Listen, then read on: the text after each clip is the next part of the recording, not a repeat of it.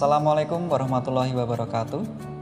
Perkenalkan, saya Firdahusen dari Universitas Aisyah Surakarta yang akan menyampaikan hasil penelitian kami yang berjudul Pengaruh Peer Support Program terhadap Manajemen Diri Pasien Hemodialisis.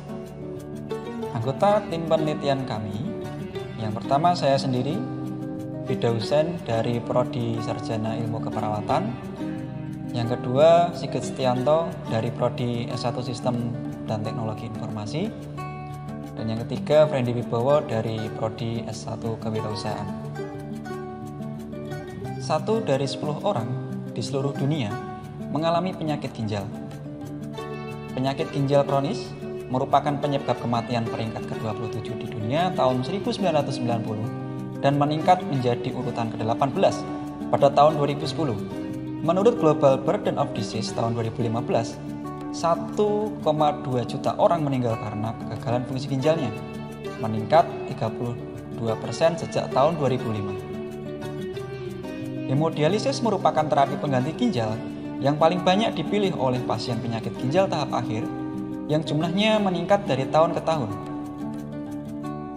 Keberhasilan hemodialisis sebagai terapi pengganti ginjal tidak dapat berjalan apabila hanya mengandalkan tim kesehatan saja. Akan tetapi, dipengaruhi oleh kemampuan manajemen diri pasien dalam melakukan perawatan terhadap dirinya, yaitu terkait pembatasan cairan, diet, pengobatan, dan manajemen emosi. Sebanyak 46,7 sampai 49% pasien hemodialisis memiliki manajemen diri yang kurang baik.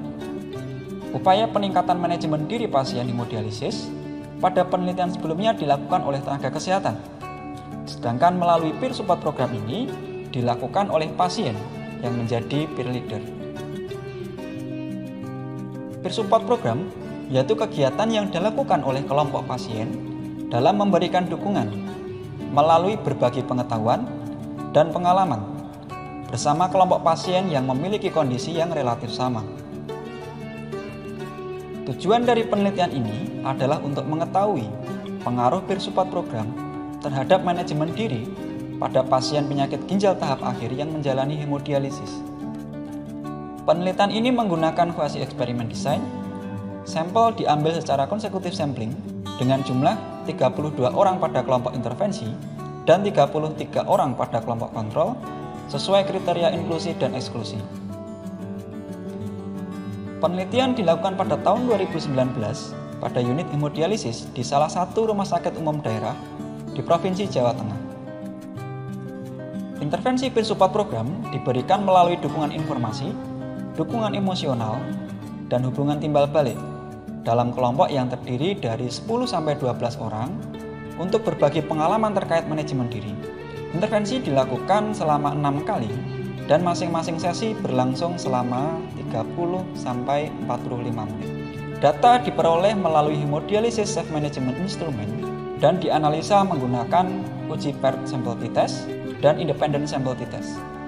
Hasil penelitian ini sudah kami publikasikan di Nurse Media Journal of Nursing, volume 10 nomor 2 tahun 2020, yang dimana telah terindeks Scopus.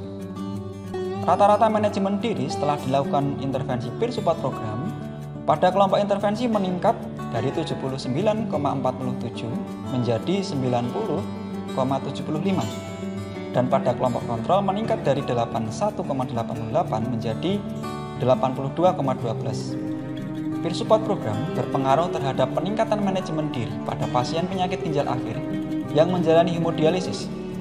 Peer support program dapat diperkenalkan sejak awal pada pasien PGTA yang menjalani hemodialisis sehingga pasien dapat mengetahui manajemen perawatan diri dari pasien yang lebih lama menjalani hemodialisis.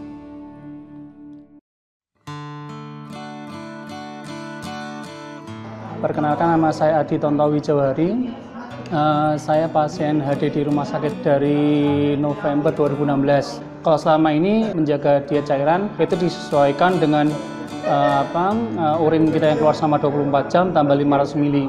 Jadi di lemari es saya nyiapin es batu kecil-kecil itu, bukan kecil. Kalau misalnya pada saat kita benar-benar haus kita makan es batu itu kecil-kecil itu. Biasanya kendala yang dirasakan oleh pasien gagal ginjal adalah badan yang terasa panas, mudah haus seperti itu. Kalau saya triknya biasanya kalau pas di rumah saya banyak siram badan. Dalam artian saya ke kamar mandi, siram badan, mendinginkan tubuh. Itu salah satu trik saya. Dulu awal-awal saya hari HD itu adalah bagi saya hari kebebasan. Saya bisa makan, saya bisa seenaknya, saya bisa minum seenaknya. Dulu saya seperti itu. Nah, saya ingin merubah mindset itu bahwa hari HD adalah hari pertanggungjawaban, yang mana kita harus mempertanggungjawabkan beberapa hari sebelumnya yang kita makan, yang kita minum, itu yang kita pertanggungjawabkan, seperti itu.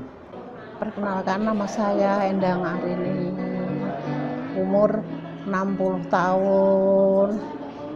Saya di sini ya senang bertemu teman-teman, banyak menambah pengetahuan, menambah pengalaman, tahu kalau ini baik, kalau ini enggak, yang harus dijalani, makan apa yang tidak boleh. Nama saya Min, saya pasien cuci darah 6,5 tahun. Pekerjaan saya jualan sayur di pasar. Setiap hari masih bisa bekerja dan aktivitas kayak biasa, orang sehat aja. Bedanya cuma cuci darah aja. Cuci darah ya seminggu 2 kali, rutin itu. Kegiatan edukasi kayak kemarin tuh menurut saya banyak membantu. Banyak membantu sama teman-teman yang masih baru. Asalnya yang nggak tahu sampai bisa tahu, sampai bisa punya semangat lagi gitu. Kadang pasien masih baru itu belum tahu kan, kita bagi pengalaman biar dia lebih sehat lagi gitu. Bagi pasien yang baru jangan takut cuci darah. Cuci darah bukan akhir dari segalanya. Cuci darah masih bisa sehat, masih bisa bekerja, masih bisa berusaha, masih bisa hidup sehat lah.